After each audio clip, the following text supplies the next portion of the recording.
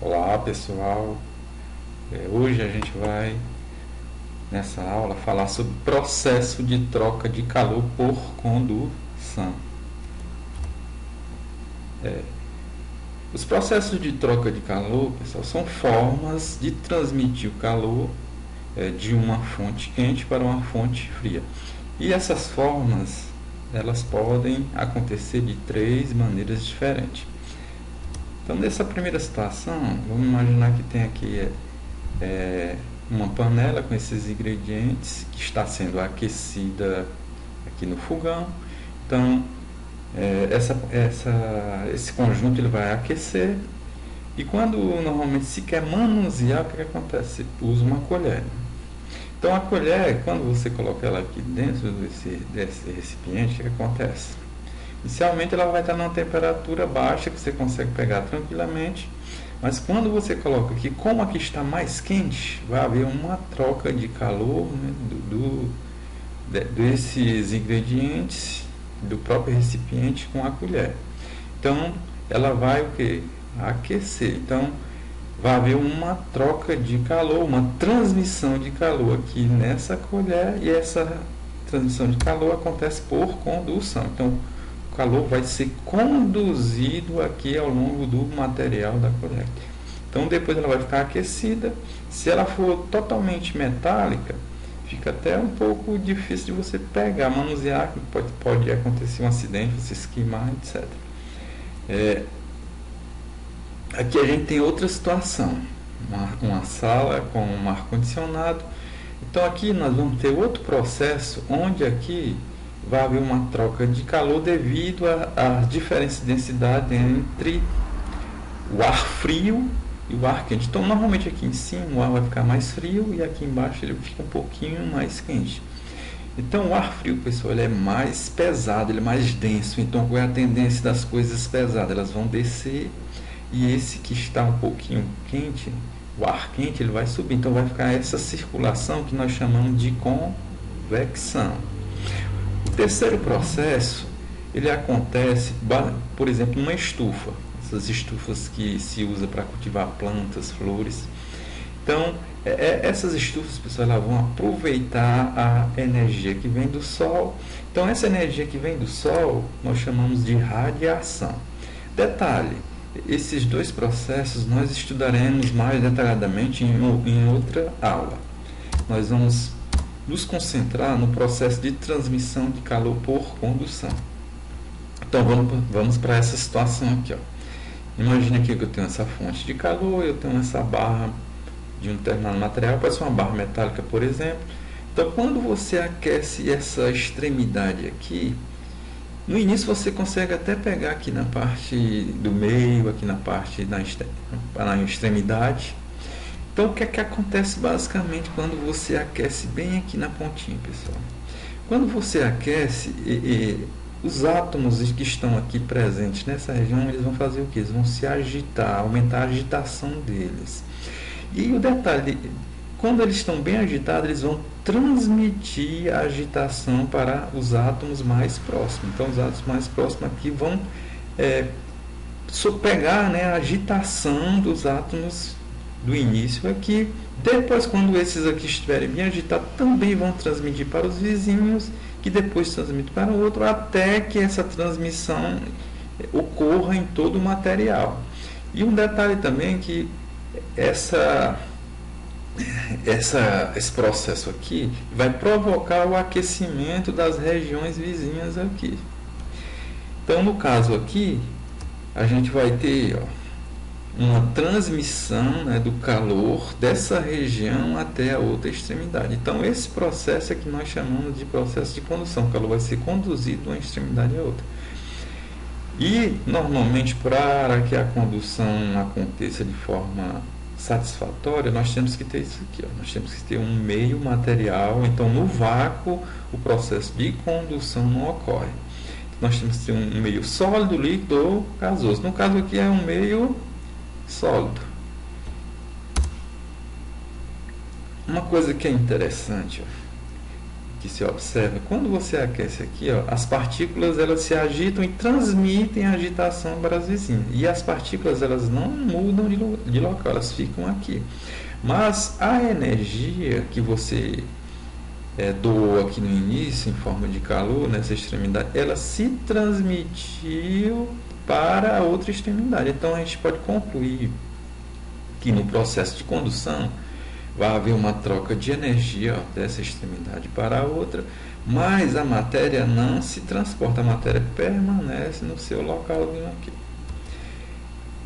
E o detalhe, a condução ela depende muito dos tipos de materiais. Então aqui nós vamos ter alguns materiais que eles ajudam a que o processo de condução aconteça. E esses materiais normalmente são que os metais, que nós chamamos de bons condutores térmicos, como o aço, o alumínio, o cobre, entre outros. Já nós temos alguns materiais que dificultam a troca de calor por condução, que são chamados isolantes térmicos. No caso, a gente tem os plásticos, a madeira, borrachas, a água, o ar, o isopor, entre outros. Normalmente, o que é que faz o material ser um bom condutor? Isso depende de uma coisa chamada da estrutura do material. Então, os materiais são bons condutores, normalmente eles apresentam elétrons livres. Então, esses elétrons, quando eles estão livres, digamos que eles podem se movimentar mais facilmente. Já os isolantes térmicos, esses elétrons não ficam livres. Então, digamos que eles vão ficar muito mais ligados, então essa mobilidade já diminui. Então, os metais eles apresentam elétrons livres, então eles são bons condutores. Vamos agora mostrar aqui alguns exemplos de aplicação disso no nosso cotidiano, no nosso dia a dia. Então, aqui nós temos uma panela que tem essa estrutura, uma parte metálica e um cabo, no caso aqui, plástico, que podem também ser de madeira. Então, essa estrutura aqui é para quê, pessoal? Essa parte aqui, metálica, é a parte que a gente quer que fique bem aquecida. Então, a gente vai usar o quê? Um metal, que é um bom condutor. Já o cabo, que é a parte que você quer que não aqueça, que não esquente, você vai ter o quê? Um isolante. Então, a gente já fixa isso aqui, ó. Os condutores, eles aquecem bem. Já os isolantes, eles demoram a esquentar mais rapidamente do que os condutores. Então, a parte manuseável, que é a parte que você quer que não aqueça, então o ideal é que ela seja de um material isolante. Esse outro exemplo aqui, digamos que você tem uma garrafa de refrigerante de metal e outra de plástico. Então, se você colocar lá dentro da geladeira, o que é que vai acontecer? A de metal ela vai resfriar, a latinha de metal ela vai resfriar muito mais rápido que a garrafa de vidro ou de plástico. Por quê? Porque o metal é um bom condutor e o vidro e o plástico são mau condutores, são isolantes. Mas por quê? Por que ele esfria rapidamente? Porque ele é um condutor. Então, a gente vai aprender que além de o material condutor esquentar rápido, ele também esfria rápido. Agora, quando a gente vai beber, né, o líquido que está aqui no recipiente, normalmente para ele não esquentar rápido, a gente usa o quê? Um isopor.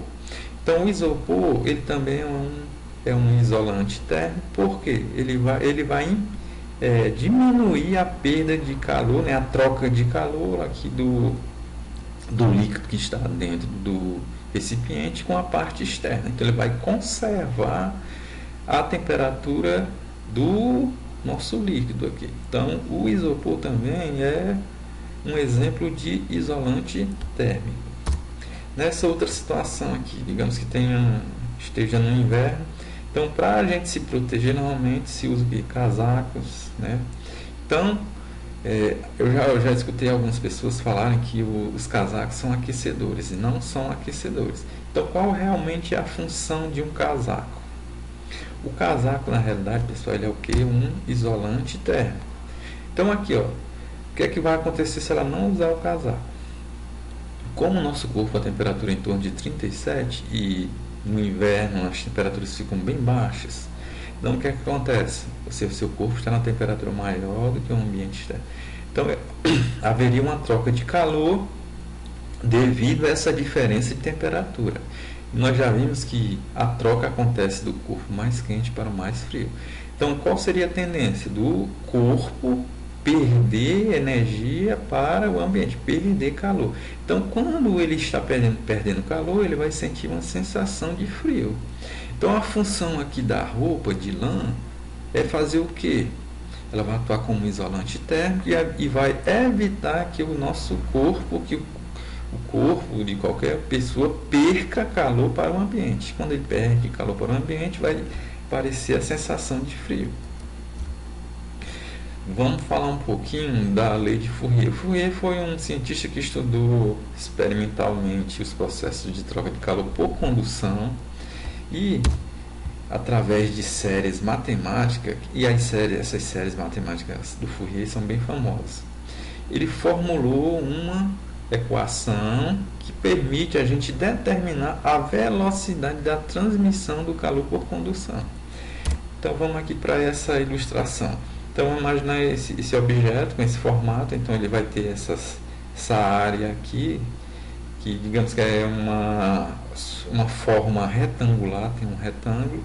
Então ele vai ter uma área aqui, e aqui nessa face, digamos que ela está numa temperatura maior que essa outra face. Na face esquerda, a temperatura, vamos chamar T2, é maior que a temperatura da face direita. Então, devido a essa diferença de temperatura daqui, desse lado para o outro, o que é que vai acontecer? Vai haver uma transmissão de calor desse lado para o outro. E aqui também a gente vai ver que tem esse L. Esse L, pessoal, representa essa espessura, essa distância desse lado para o outro. Então, essa transmissão de calor por condução nós vamos chamar de fluxo de calor. Então, o fluxo de calor que vem desse lado para esse refere-se ao quê? Essa é a quantidade de calor que vai ser trocada dessa face com a outra durante um determinado tempo. Então, matematicamente, a gente escreve desse jeito. O fluxo de calor é a quantidade de calor que se propaga de uma face para a outra durante um determinado tempo, ΔT. Observe que o T aqui é minúsculo, para diferenciar de temperatura. Então, o fluxo de calor ele é mais rápido quando esse processo acontece num tempo menor. Então, quanto menor o tempo, maior é o fluxo de transmissão de calor por condução. Fourier também chegou a outra relação, acho que essa que é a mais importante dele, relacionada com essas variáveis aqui, com a área, com as temperaturas, com a espessura. Então, Fourier elaborou essa fórmula aqui, que foi a principal dele, que é fluxo de calor igual a K, que é uma constante relacionada ao material, que a gente vai falar um pouco no próximo slide, vezes a área. Um detalhe, pessoal, quando esses valores estão aqui no numerador, significa que eles são diretamente proporcionais. Então, o fluxo de calor é diretamente proporcional à área do objeto. Vezes, então a área vezes T2 menos T1. Então, essa subtração aqui entre os valores da temperatura também são diretamente proporcional ao fluxo de calor. Quanto maior tiver a diferença de temperatura, maior vai ser o fluxo de calor que vai passar no objeto. E a última variável é a espessura. Só que a espessura agora está no denominador. Então, quando está no denominador, significa que essas duas grandezas são inversamente proporcionais. Então, o fluxo de calor é inversamente proporcional ao comprimento, à espessura do objeto. Com relação ao material, eles influenciam bastante no processo de transmissão de calor por condução.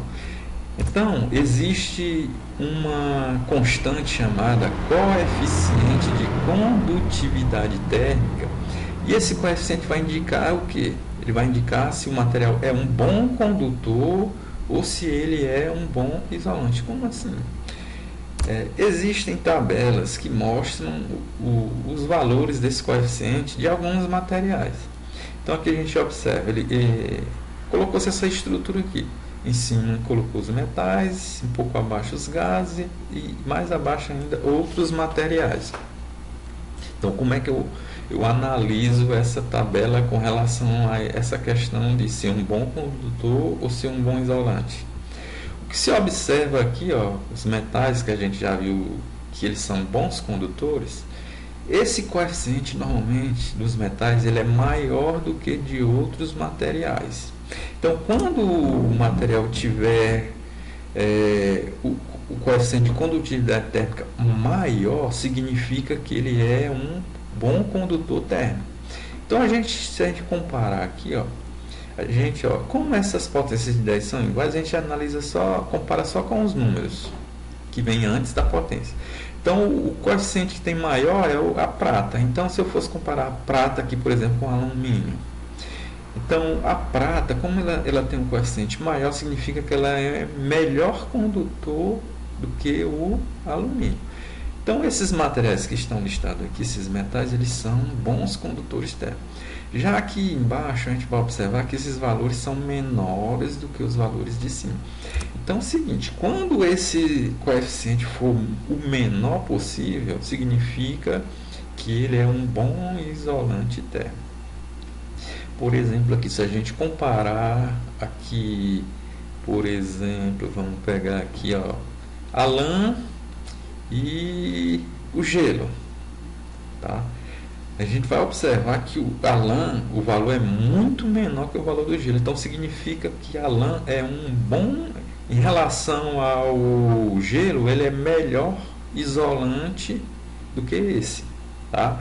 Então, de um modo geral, o que se usa muito como isolante é madeira, os cabos das colheres, dos espetos que se faz churrasco, a lã, no caso, para proteger o agente do frio, o vidro, usa-se bastante também, a cortiça, o ar, que não, às vezes o ar é meio complicado, porque como ele é um gás, ele vai precisar ficar dentro de um recipiente, tá? Então, mas o ar é excelente isolante. Se a gente observar, o ar, o valor dele é menor do que os outros. Então, desses materiais aqui, o ar seria o melhor isolante de todos.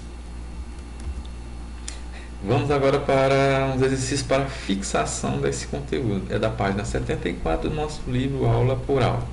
Então, nossa primeira questão. A respeito do fluxo de calor através de uma parede, é correto afirmar que... Então, vamos relembrar lá da fórmula que o Fourier encontrou para o processo de condução. O fluxo de calor depende do material, que é o coeficiente de condutividade térmica, depende da área e depende da diferença entre a temperatura da fonte quente e da fonte fria. Depende da espessura. Já falei que quando eles estão acima, no numerador são o que? Diretamente proporcionais. E quando estão abaixo, é o que? São inversamente. Então aqui, ó, diretamente, então eu posso dizer que o fluxo de calor é diretamente proporcional à área, ou seja, quando eu tiver uma área maior, o fluxo de calor também vai ser maior. Quando eu tiver uma área menor, o fluxo de calor também é menor. Agora aqui abaixo, ó, como são inversamente proporcional, se o material tiver uma espessura pequena, o fluxo de calor por ele vai ser o que? Maior. Quando a espessura for maior, o fluxo de calor é menor. Então vão, digamos, caminhar em sentidos opostos. Então vamos aqui. O fluxo de calor através de uma parede não depende do material. Errado, né? O não aqui é que está tornando o meu item errado. Então ele depende do material, que é representado pelo coeficiente de condutividade térmica. B. É inversamente proporcional à área da parede? Não. Como o valor da área está em cima, então são diretamente proporcionais. C. É diretamente proporcional à espessura da parede? Ó, nós vimos que é o que é inversamente, então também é falso. E o último item, que é o item D, é diretamente proporcional à temperatura entre as duas faces. Ó. Exatamente, ó, como elas estão aqui acima, então significa que esse valor dessa diferença entre a temperatura do lado mais quente e do lado mais frio é diretamente proporcional ao fluxo de calor. Então, o item correto seria o item D. Questão 2. A função das roupas de lã usadas no inverno é... A gente já até viu aqueles exemplos, né? Aquelas aplicações do dia a dia. Então a gente já sabe que a lã é um excelente isolante térmico. E os isolantes térmicos eles vão fazer o quê? Eles vão dificultar a troca de calor. No caso lá, o nosso corpo, no caso quando está no inverno, o que é que acontece? A temperatura ambiente vai ser menor que a temperatura do nosso corpo. Qual seria a tendência natural? Nosso corpo ceder calor para o ambiente. Então ele perderia calor e teria aquela sensação de frio. Então aqui, a função das roupas de lã usadas no inverno é transferir calor do ambiente para o corpo? Não, porque o processo espontâneo é da fonte quente para a fonte fria. Então, no caso aqui, o ambiente vai estar mais frio do que o corpo da pessoa, então não vai ser transmitido, né, transferido esse calor. Não pode, né? Então, item B, impedir a entrada do frio do ambiente para o corpo. Pessoal, o frio é uma sensação que acontece devido a uma perda de calor. Então, o frio não vai entrar, não vai se movimentar. Então, já é falso. O item C, reduzir o calor transferido do corpo para o ambiente, é exatamente, né? Porque o corpo está na maior temperatura. Então, se não tivesse a lã, a roupa de lã, o que aconteceria? O corpo iria transferir, né, calor para o ambiente. Então, quando você usa lá a roupa de lã, ela vai reduzir a troca de calor entre o corpo e o ambiente. Então, o item C é o correto. Esses outros itens, vocês demoram mais, é sem lógica, não tem muito a ver, né, com essa questão da troca de calor por condução. Essa outra questão é uma aplicação lá daquela equação as equações de Fourier. Então, determine a quantidade de calorias que ele quer em quilocaloria, que são transmitidas durante meia hora de um cobertor de área 2 metros quadrados e espessura 2,5 centímetros. Considere que a temperatura da pele é 37 graus Celsius e o ambiente está a 12 graus Celsius. Então, o lado quente vai ser o lado da pele da pessoa, que é 37, e o lado frio, que vai ser o lado do ambiente, vai ser 12 graus Celsius. Então, é dado aqui a constante de condutividade térmica do cobertor, que é 1 vezes 10 a menos 5 quilocalorias segundo metro grau Celsius. Vamos só voltar um pouquinho aqui, ó. Caloria, quilocaloria. A caloria tem essa unidade que é derivada dela, que é a quilocaloria. Então, quando tiver um valor elevado de caloria, é melhor expressar em quilocaloria. Então, vai haver uma relação entre caloria e quilocaloria. Então, se eu tiver, por exemplo, 100.000 calorias, se eu quiser expressar em quilocaloria, você vai pegar esse valor e divide por 1.000. Então, 100.000 dividido por 1.000, você vai obter 100. Então, fica um número até menor. Então, usa normalmente esse recurso por causa disso. Agora, se eu tiver o contrário, se eu tiver um valor em quilocaloria e quiser transformar em caloria, você pega o valorzinho e multiplica por 1.000. Por exemplo, 2 quilocalorias. Se eu quiser transformar em calorias, você pega o 2 e multiplica por 1.000, que daria 2.000.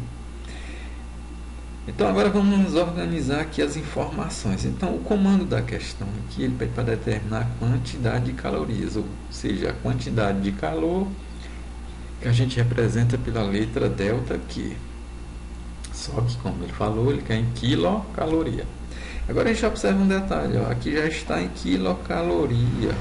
Então, talvez a gente nem vai precisar dessa transformação de unidade. A segunda informação, ele deu que essa quantidade de calor vai ser transmitida em meia hora, é o tempo, 0,5 hora, mas eu observo aqui que está em segundo. Então, o ideal é que a gente transforme logo. Então, pessoal, uma hora tem 3.600 segundos. Então, você vai pegar esse valorzinho, 0,5, e multiplicar por esse fator.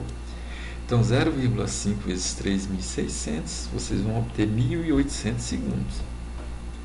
A área lá do cobertor é 2 metros quadrados. Aqui está ok porque metro e aqui metro quadrado são unidades compatíveis. Agora a espessura do cobertor, 2,5 centímetros. Mas aqui, ó, centímetro e metro, aqui metro. Então o ideal é que a gente transforme logo para metro.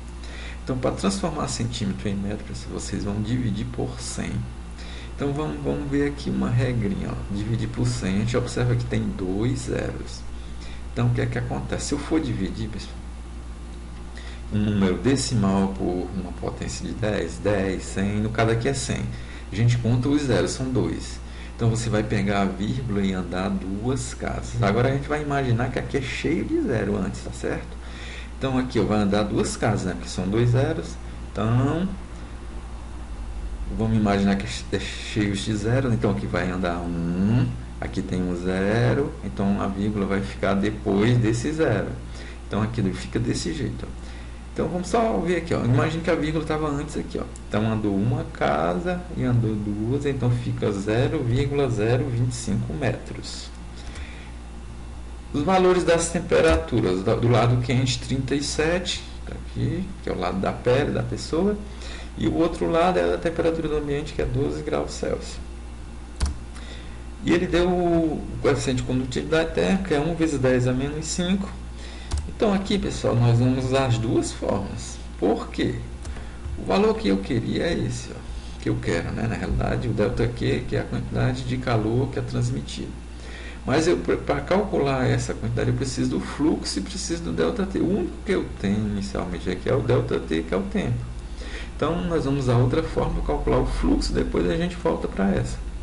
Então o fluxo vai ser igual a K, que eu tenho aqui, ó, 1 vezes 10 a menos 5, vezes a área, que é 2, que a gente também já tem, e as temperaturas, ó. A maior é 37, a menor 12, então fica 37 menos 12, e a espessura, que é o L, 0,025. Aqui a gente faz logo essa subtração, 37 menos 12 dá 25, e aqui a gente pode já multiplicar também, 2 vezes 1 dá 2, vamos repetir aqui 10 elevado a menos 5, e repete também o valor do denominador, 0,025. Agora a gente multiplica 2 por 25, a gente obtém 50, repete 10 elevado a menos 5 e repete 0,025. Aqui a gente divide agora 50 por 0,025, obtém 2000, repete novamente 10 elevado a menos 5. Agora, para finalizar, a gente vai eliminar essa potência de 10. Como é que a gente faz, pessoal? Vou dar duas dicas aqui. Ó. Se esse expoente fosse positivo, como a gente tem um número inteiro, você acrescentaria zeros. Quantos zeros? Aí você olha o valor do expoente. Então, se aqui fosse 5 positivo, você acrescentaria 5 zeros a esse número. Mas como ele é negativo, a gente vai pensar agora diferente. Imagine que tem uma vírgula aqui no final. Aí você vai pegar essa vírgula e andar quantas casas? 5 casas decimais para a esquerda. Então, imagine aqui que teria 3 zeros. Ó. Então, você vai andar 5 casas aqui do final. Ó, porque aqui já estamos com a vírgula no local dela. Então, aqui no finalzinho teria a vírgula e teria 3 zeros. Ó. Então, você andaria 3 casas com os zeros, mais uma, 4, mais uma, 5. Ó, que é o valor do expoente. Então, fica 0,02 quilocalorias por segundo. Então, a cada segundo passa essa quantidade de quilocalorias sobre esse cobertor. E agora, para a gente finalizar, o fluxo de calor igual a ΔQ sobre ΔT. Então, o que eu quero é isso, ΔQ. O fluxo nós já temos, que é 0,02 igual ΔQ, que é o valor que a gente quer encontrar. E o ΔT é 1.800 segundos. Então, aqui, para isolar o ΔQ, eu tenho que passar esse valor para o outro lado da equação. Como ele está dividindo, ele passa multiplicando. Então, vai ficar ΔQ igual a 1.800 vezes 0,02. Então, fazendo essa continha, nós vamos encontrar 36. Por que 36? Se você pegar 2 e multiplicar por 18, dá 36. Aí, você acrescentaria os 2 zeros. Então, ficaria 3.600. Como aqui tem duas casas decimais, você vai colocar também duas casas decimais. Então, como tem dois zeros, a vírgula ficaria depois do 36. Então, eu posso não colocar esses zeros, então eu posso representar só de forma inteira. Então, fica ΔQ igual a 36 quilocalorias, ou seja, essa é a quantidade de calor que vai ser transmitida por esse cobertor do corpo da pessoa para o ambiente externo. Ok, pessoal? Então aqui seria essa nossa aula. Então, bons estudos e até a próxima.